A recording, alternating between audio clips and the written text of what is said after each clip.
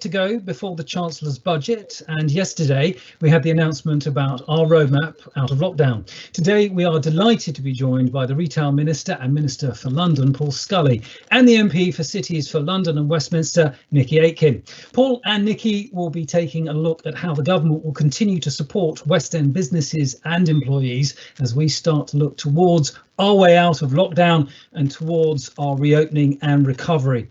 You'll be able to put your questions, as always, to our West End MP Nickie Aiken, and you can do that, as always, via the chat box on your screen. Let's start by hearing from the Retail Minister and Minister for London, Paul Scully MP. He can't join us live because of ministerial commitments, but has recorded this message for us. Hi, I'm really sorry that I can't join you because of a change in parliamentary timetable. It means I'm leading in the debate just at the time that you're meeting, but I'm glad that I've got the opportunity to speak with you for a few minutes. And more importantly, I'll try and catch up on what's discussed because it's so important that I listen to you to make sure that I can pass on your representations to the heart of government. The government has not forgotten the importance of London to the UK economy and the need to get London back up and running again, working through the gears as we reopen the economy. We're always talking about levelling up the UK at the moment, but that's not mutually exclusive to making sure that that we get London back up and running, because we know how important it is for inward investment, for the fact that London is very much the shop window of the UK, but also as a driver of the economy. I was speaking to Burberry just this morning, when clearly they have a major retailer in Regent Street, but they are making some of their clothes up in Castleford and creating job opportunities up in Yorkshire. So it's so important that we know what drives the UK economy and the significance of London in that piece. Indeed, 3% of the UK's economy's GVA is based just in the West End before you even get to the City and Canary Wharf and the big financial services centres. So that's why it was important, and I hope you welcome the roadmap that the Prime Minister announced yesterday.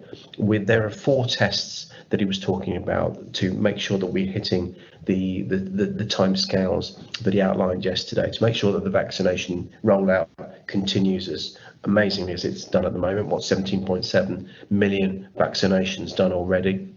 The fact that the data seems to be encouraging, but let's hope it continues, that the vaccination actually reduces hospitalisations and indeed deaths from the disease, to make sure that the infection rates does not increase hospitalisations, so that again we don't get that third wave resulting in pressure on the NHS, and the 4th test, that we don't get any significant variations and mutations of the disease that causes particular consideration to change any of those other data points.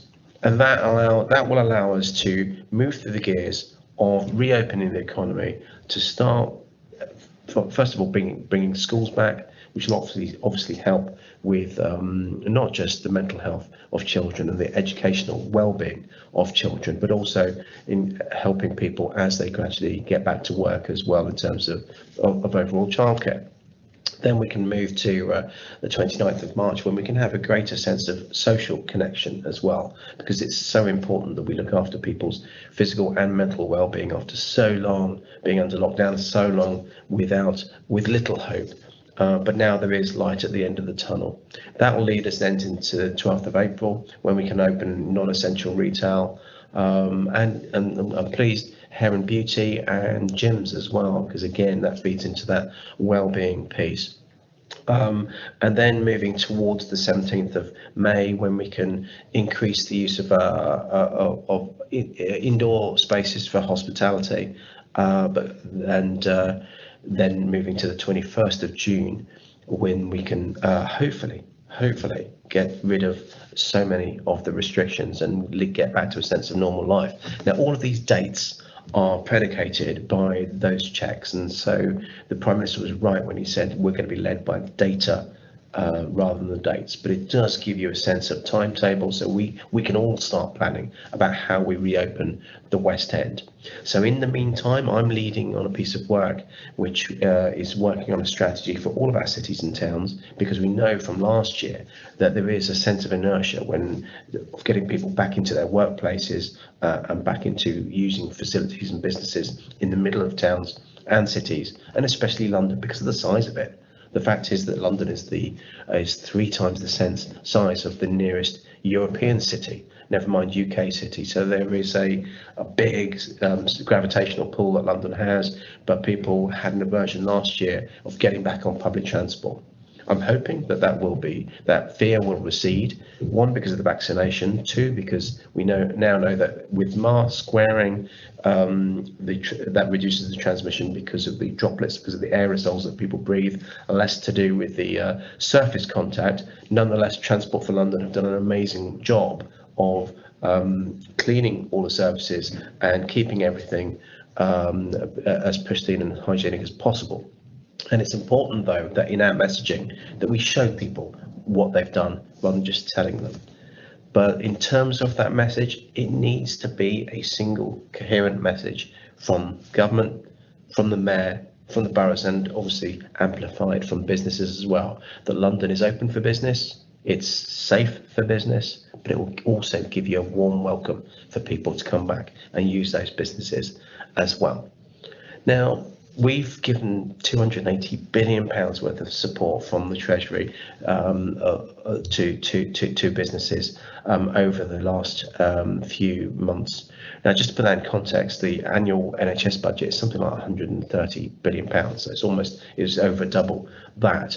And that includes the grants that continue, the monthly grants that continue for hospitality businesses and retail that are closed. But also business rates relief, VAT relief, and obviously there's the rent moratorium that means that prevents evictions and prevents wind-up petitions. I know from so many businesses that does provide a cliff edge with those coming to an end.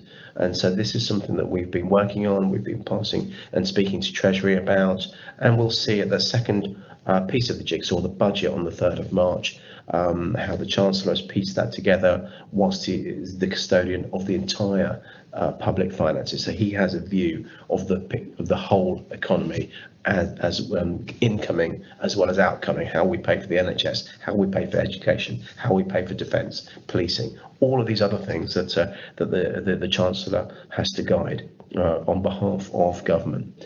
But we'll work with you to make sure that we don't lose the gains that we've made by protecting jobs, by protecting as many businesses as we can, knowing that we've been trying to flex as we've gone along in terms of our support for businesses, and we'll continue to flex, we'll continue to work for you, because we know that it's not just about reopening businesses.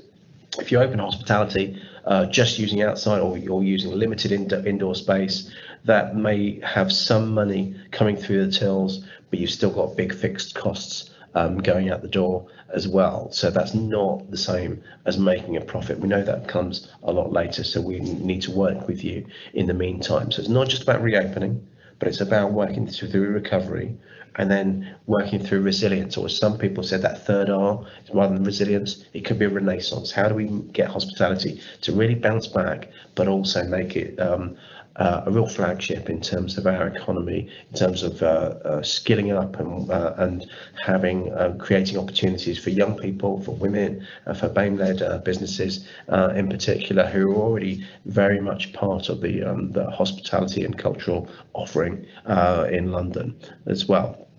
So I'm really looking forward to making sure that not only can we get the country open, but we can make sure that London and the West End bounces back as soon as possible. It will bounce back. I'm really confident of the centre of our town, but it won't happen by accident. It'll only happen if politicians, whether it's central government, London government, or the boroughs, come together with businesses, with cultural organisations, with charities, with voluntary groups, and of course Londoners as a whole. We all need to make sure that we come together at this point in time, capture everything that we've been able to protect, but making sure that we can bounce back as one London and then have many, many years of prosperity to come. But that's only if we work together. Thank you so much for your time, and I'm really looking forward to catching up with you again soon.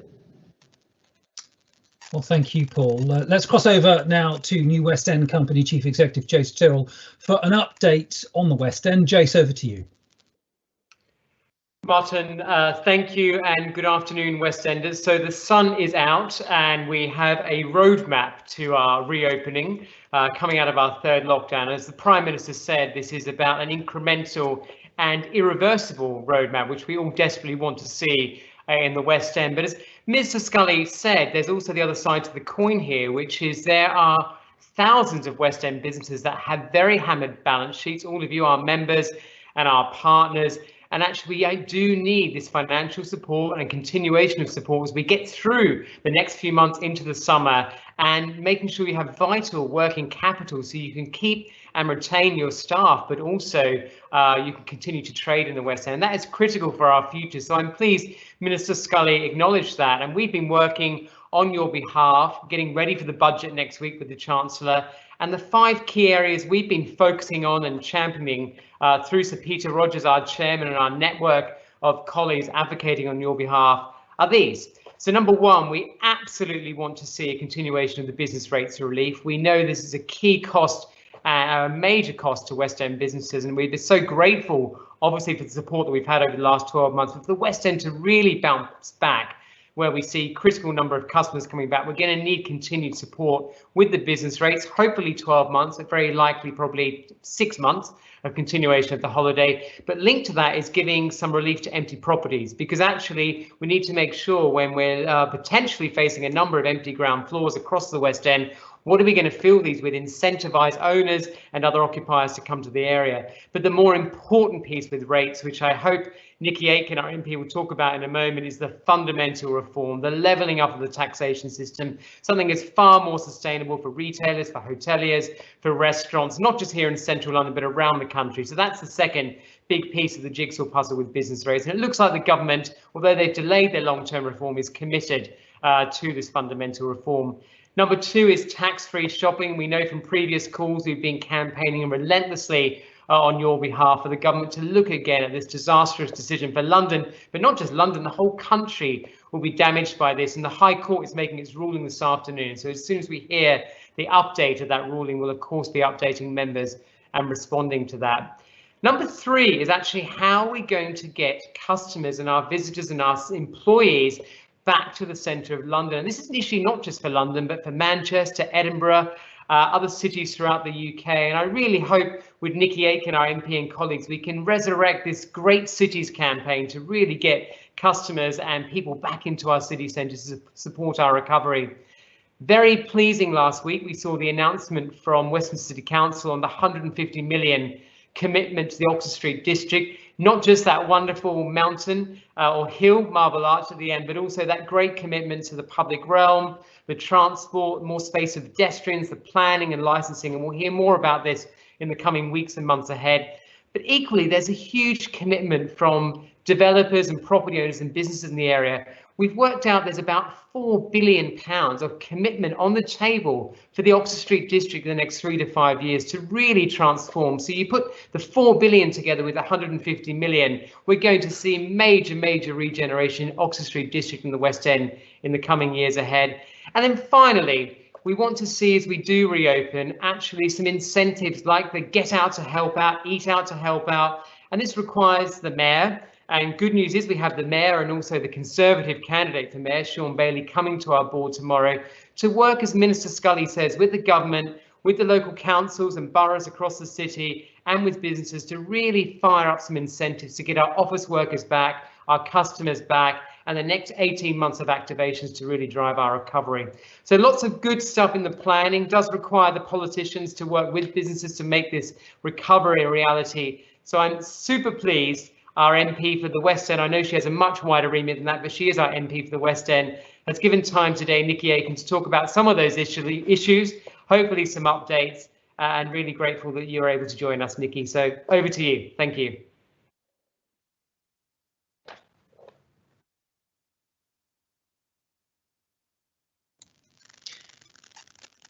Do we have Nickie? Do now. Someone's now unmuted me. That's good. I can't believe a politician's muted. Unbelievable. I'm sure many people would like to mute politicians. Thank you very much. Good afternoon, West End. Good afternoon, Westminster. It's always a delight to be with you.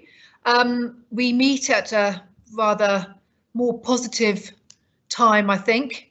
Well, more positive times to come, having had the roadmap announced by the Prime Minister yesterday. It's been a very tough year, I know. I have constantly worked with the New West End Company, meeting with Jace on a weekly basis since our first lockdown. And I found those meetings extremely helpful, understanding what the particular issues that you guys are facing and need government help with, or you want to send a message to government. And I can assure you I have been sending those messages every time I have had feedback from Jace and the New West End Company and others like the Westminster Property Association, the Heart of London Business Association, etc. But we do now have, I hope, a clear roadmap. I think clearer than many of us were expecting. I appreciate that the dates seem a long way away. I know that, obviously with retail and hairdressers and beauty not opening until April the 12th is still 8 weeks away. And obviously the hospitality, bars and restaurants later still. But I do think that we do have a light now at the end of this very dark tunnel, and it's probably been the darkest tunnel that this country has faced since the Second World War. And I think we do need to keep that in our minds. I don't think we can be under any illusion that this virus continues to be in charge, and it is a fight that we are still in with COVID-19.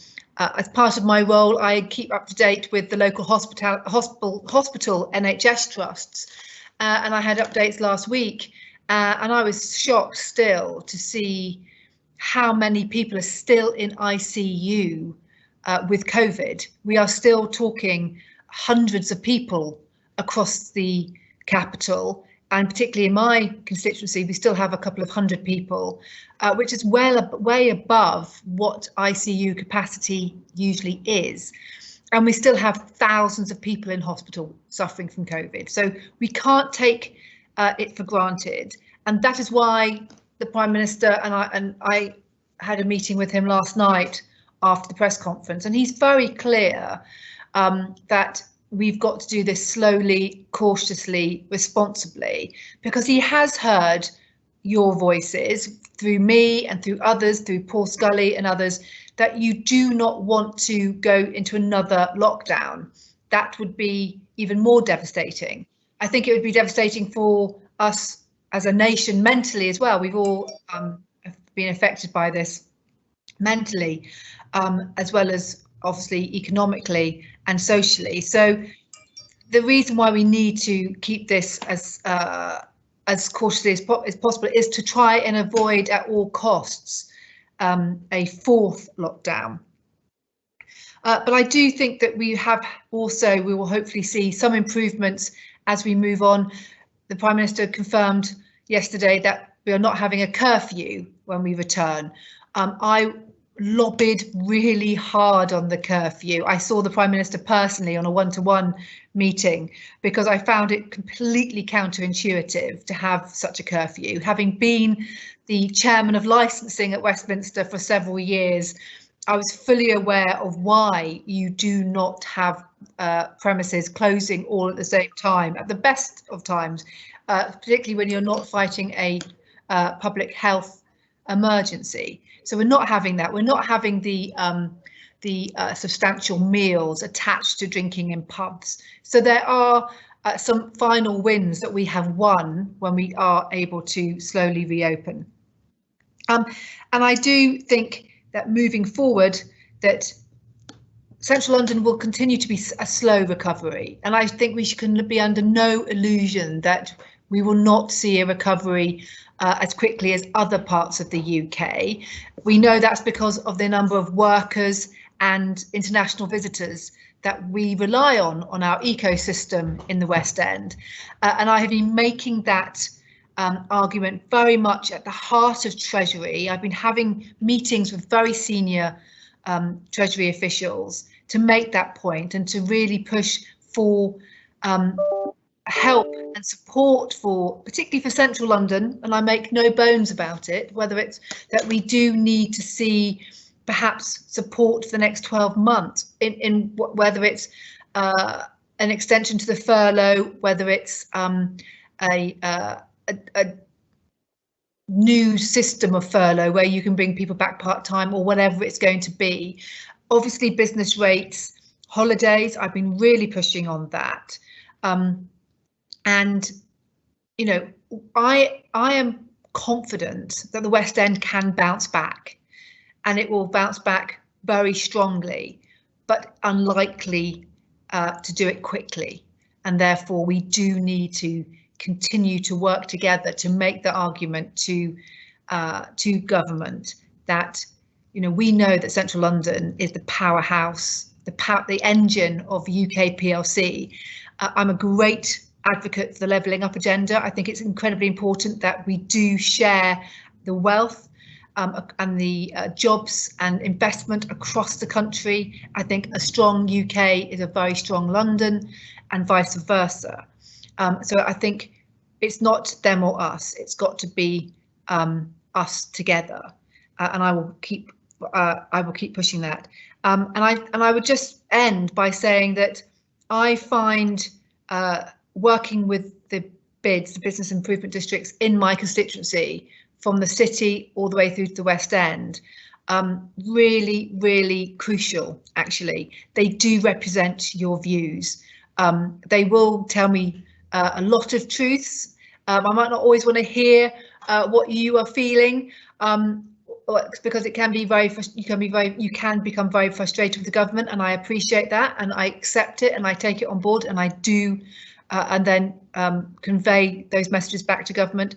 But I do think that the likes of the New West End Company have done you a great service over the last year, and it has, for me, really reiterated the fact how important bids are and how important bids are going to be in the recovery, not just in London, but across the country, with the high street funding that the government's put in. I think it's important to have bids taking playing a huge part in ensuring that there's a proper strategy for those funds to be spent, because they represent all members, not just pockets of members. So I would like to put my thanks on record to the New West End Company and all the bids in my constituency for the work they've done with me this year and the last year, and I look forward to working with them for the next 3 years as we recover from this dreadful, dreadful pandemic. Thank you, Martin.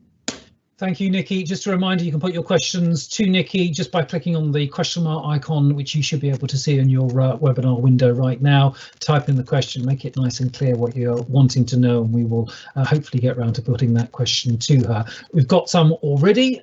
There's one here from someone who's remaining anonymous. The West End is now a designated international centre. What benefit can this bring in terms of changes in regulations, for example, Sunday trading? Any views on that, Nickie? Well, I am a huge advocate for extending Sunday trading from 6 p.m. to 8 p.m. I made it, put it in my budget submission to the Chancellor every year I've been in Parliament. I've spoken to the Chancellor about it. The Chancellor gets it. I spoke to Alok Sharma when he was the Business Secretary, and I've spoken to the new Business Secretary, Kwasi Kwarteng, about it, and they see the benefits. And I do not buy the argument that the Conservative Party in Parliament will not accept it. I've made speeches about it in Parliament, and I was quite surprised the last time I brought it up in Parliament. I got a lot of hears from my side, and I've always pushed the fact that it's not just about Sunday trading across the UK. I think we should do a pilot in Central London. I think it's one of the important factors that can help us with our recovery. So I will continue to really advocate for an extension, whether it's temporarily and as a pilot basis, to win that argument. I think we'll see a huge change in the way the West End operates.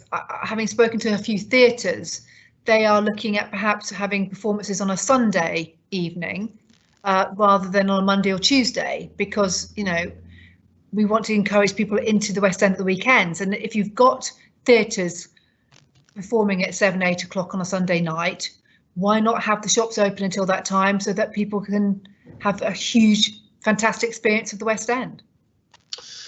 Interesting stuff there. When does the government envisage international tourists returning? Will the quarantine measures be lifted in April or May? This is a subject that we were discussing today in my fortnightly business update meeting, and Jace was on that call.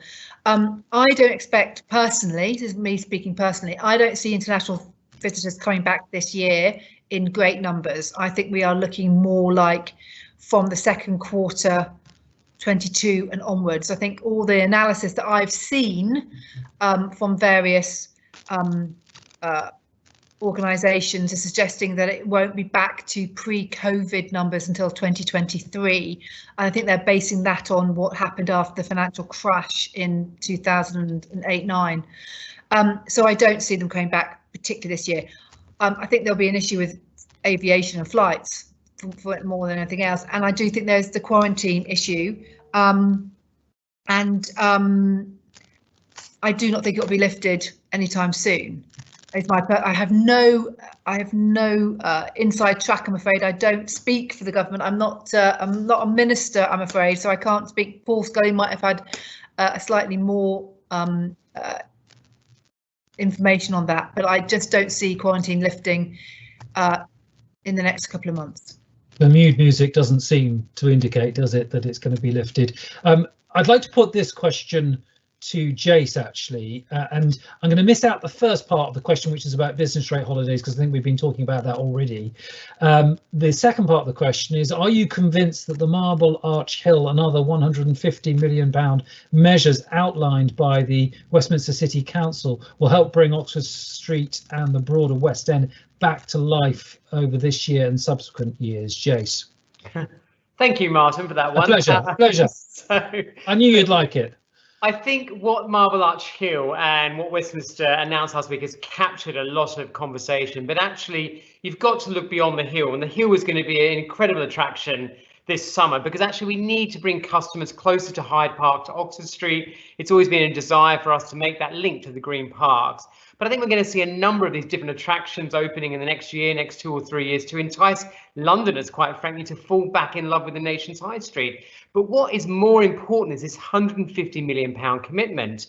And actually, there is no other local authority I know in the country spending that level of investment on the street. And that's also sparked about £4 billion, as I said earlier, of private capital to redevelop a lot of these empty buildings and sites that are coming up. So I think it's the great catalyst. And the fact that Westminster are looking at the streetscape, the public realm, the greening, the traffic, all big issues we know affect residents, customers, people that work in the area, has to be welcomed.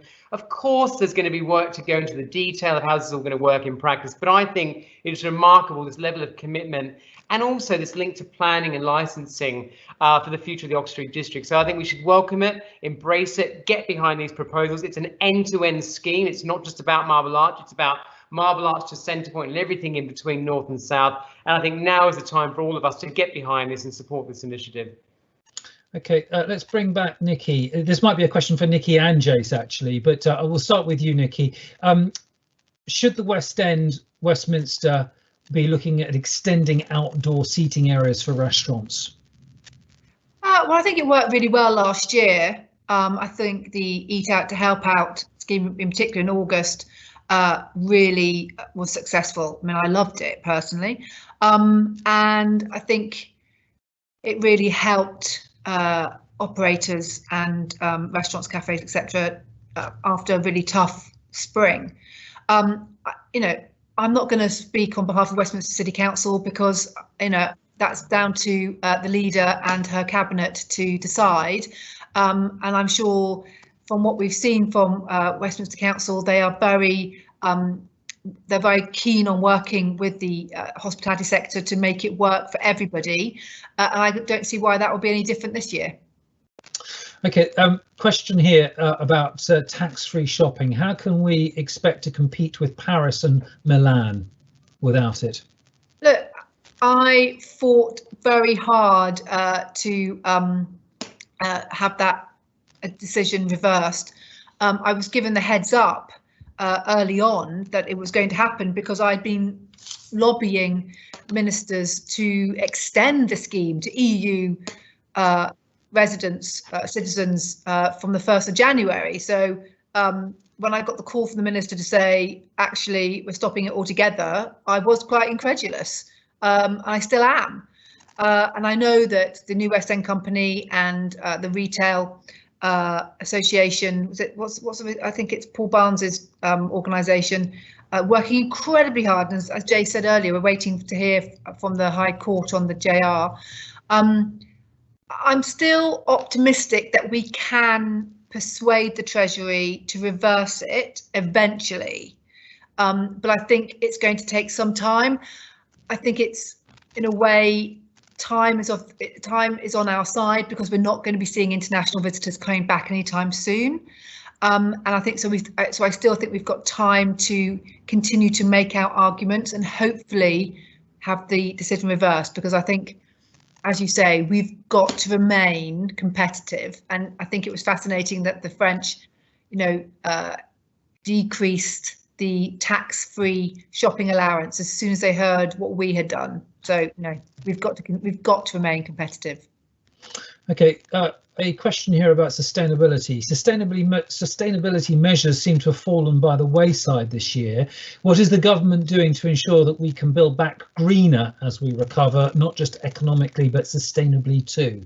Yeah, I think that's a really good question. I think this government is probably the greenest we've ever had. I hope it will be the start of a green revolution.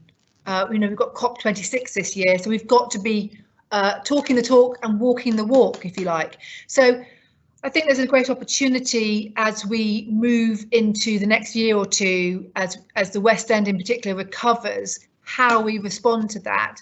There's been an awful lot of talk and investigations and research into consolidation of deliveries and even refuse collections and that type of issues. I think it's a balance, because you've got to remember that we have thousands of people living in the West End, in Marylebone and Soho, and in the surrounding areas. So it is a balance. We can't just rely on nighttime deliveries, because that will cause problems for people living in the area. So we've got to take this opportunity and we've got to get on with it, really. And it's not just down to the government, it's more down to do with the mayor. The mayor has got to do more, and it's not just about taxing vehicles with congestion charges and border charges and the ULEZ.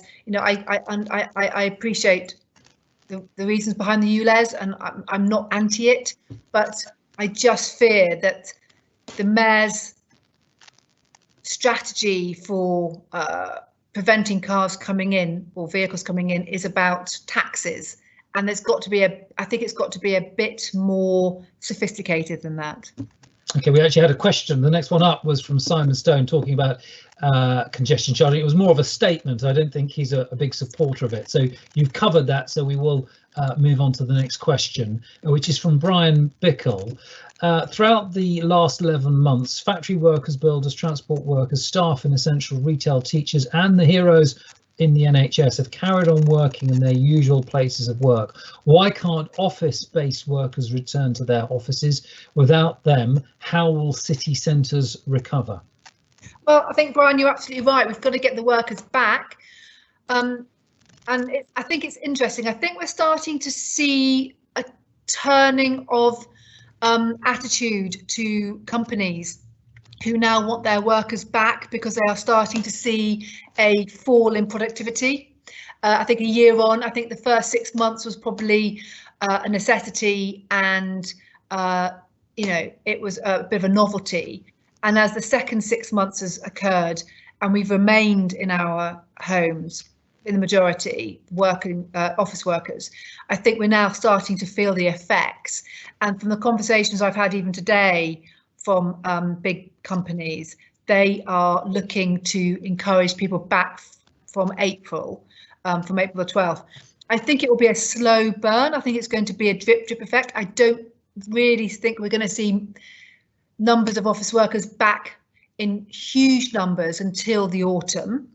But I do think from April, I would hope to see an increase, hopefully every week, of people coming back into the office. I think it's about confidence. It's also about transport, and that is the main key to getting workers back. Is having confidence in the transport system, feeling that it's safe. And to be fair, the TfL has done an awful lot of work on keeping it safe, cleaning it. And I noticed that they took on my suggestion of providing information about COVID testing on tubes in particular and trains. And again, I am talking to government and to the Department of Transport and others about incentives for workers to come back via public transport. And I'm going to be writing to Heidi Alexander this week and Baroness Fear, the Transport Minister, about having the Waterloo City line reopened as an example of getting people back into the city. So, we've all got a part to play. You all as employers of large numbers of employees have got your part to play, making it comfortable for people to come back. Okay, there's a question here about the budget. What measures do you expect to see that will benefit the West End in the budget? It might be what measures would you like to see in the budget to benefit the West End? Well, I would certainly like the business rate holiday to continue. I'd like to be honest, and it's not going to happen next week, but we've got to get on with this business rate reform. I'd like to see a complete overhaul of all business taxes to take into account the major changes we have seen this century, this decade even. I know we're only in the second year of this decade, but COVID has really changed or accelerated retail, as we all know, and we've got to have a tax system that relates to the way people shop and the way people do business, and it can't be just based on property anymore. So I'd like to see a whole overhaul of that. I don't think it will happen next week, but I do know that the Chancellor is very much in agreement that we need to look at business rate reform. I would like to see a package of support for Central London, and that's what I've been really lobbying on, to take into account the uniqueness of Central London. And I have to be very careful when I talk about the uniqueness of Central London, because I don't want it to come across as, we are better, because we're not better. We are just different, and we always have been. We have more expensive costs to business because of our rents, because of our business rates. We have higher employee costs because we have to pay people more to work for us, and the London waiting, etc. And I didn't feel that the discretionary grants reflected that. In the City of London, their November settlement was £184,000 for the whole of the City of London, second only to the Scilly Islands, I'll have you know. It equated to £8 per business in the city. Westminster Council received 5 million, which equated to £100 per business. We are very different to the rest of the country, and I'd like to see a support package that reflects that. Whether I get it or not is another thing, but that's what I've been lobbying on. Okay, another question here about alfresco dining. Do you see the alfresco cafe culture being embraced on a more permanent basis, with perhaps more pedestrianised roads to enable this? I don't think we've got the weather, have we, really? let's be realistic about this. Are we really all going to be sitting under umbrellas in Soho when it's pouring rain on a wet April afternoon? I don't think so. But I do think there is the ability to do more to help hospitality and perhaps be more flexible. We have to remember that, as I said earlier, we have people living in the West End, so it can't be a free for all. But I certainly think that what we did last year, which was supported by businesses and residents, was very successful, and I don't see why we can't be looking at similar, perhaps temporary things like that, really. But I'm not sure that the UK weather determines what they do on the Med or what they do in Italy, etc. Okay, there's a question here from Jeremy Gray, James Andrew International. Again, it's the issue of congestion charging. My understanding of this is an issue for the Mayor's office, but I'm going to put the points to you and you can tell me whether I'm wrong in that understanding. Will the government and Westminster be putting an end to the extension of the congestion charge, which, coupled with COVID and the removal of the VAT refund, further detracts from the attraction of the West End? Well, I think we've got to remember that the congestion charge is down to the Mayor. It's got nothing to do with Westminster Council, and it's got nothing to do with the government. No matter what the Mayor says, the government did not make it part of the rescue package, the first rescue passage, to put the congestion charge up. What the government asked the Mayor to do is to consider and look at options. He interpreted that as we're going to put the congestion charge up and extend it.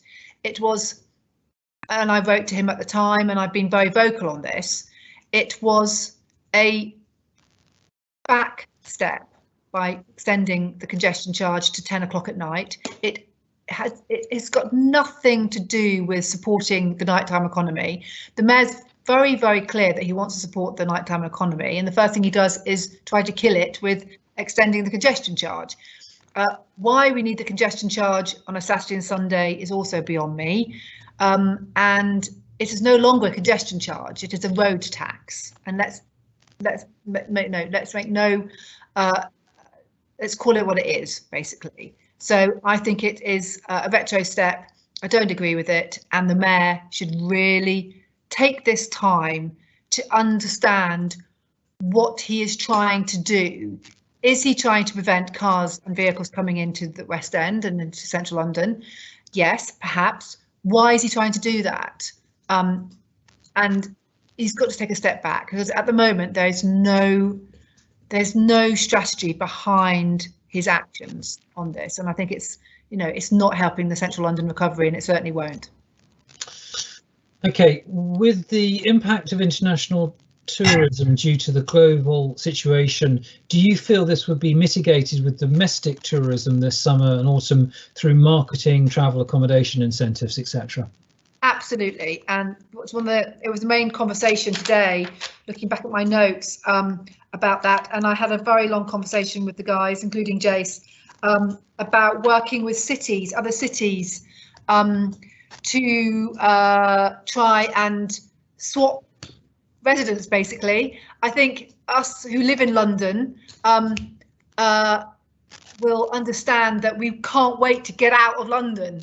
We've all been here for the last year. Some of us might have escaped a bit in the summer, but we have been here a long time and we want to get out. And I'm thinking that hopefully we can encourage people into London. I thought perhaps one of our marketing points could be, come to London. There's no Londoners, and that might be a bit of a selling point. Who knows? So yeah, I think we've got to do it. We've got to work on it now, and try and encourage people to come back. I think someone was saying to me this morning, though, that London hotels, central London hotels, are saying that they've got, I think, Jason may will correct me on this, but 50 or 60% up in bookings for this summer, all of a sudden. So I do think there is such a pent-up wish for people to come out, whether it's going to Devon and Cornwall or whether it's going to London. So we've got to do it. We've got to rely on our domestic market more than anything else this year, and perhaps into next year. Okay, one last question before we wrap up from Jeremy Gray, James Andrew International again. And I think we have kind of touched this, but I just want to see if there's anything more that Nickie wants to add. And the question is this: should the government be supporting the landlords of central London properties? They have been asked to accept no rent but continue to pay business rates for empty space, yet retailers get rates relief, grants and furlough. Seems unfair. Yeah, I think, and I've made this point to the Treasury and to Bays over the last few months, that the landlords, everything's been kicked into the long grass, and landlords have been left to, the commercial landlords in particular, but not just them, have been left to pick up the pieces. And I think we're getting to the stage now where landlords are, you know, on the brink. And I have made that point that, you know, landlords have got their own leverages. They've got their own bank lending, and the banks are going to start calling that in. And so we've got to bring an end to all this. We've got to make sure that we can help these landlords, and whether that's through a major support package, or I don't know what it's about, but I absolutely think you're right. And believe me, I've been lobbying on this for the last 4 or 5 months.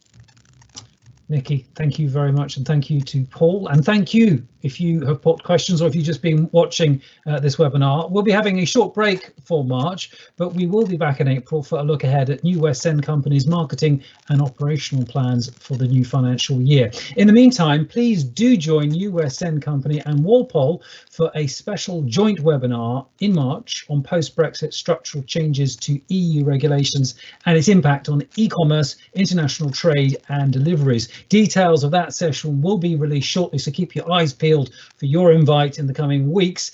Thank you again for joining today. Stay safe and see you in April. Bye-bye.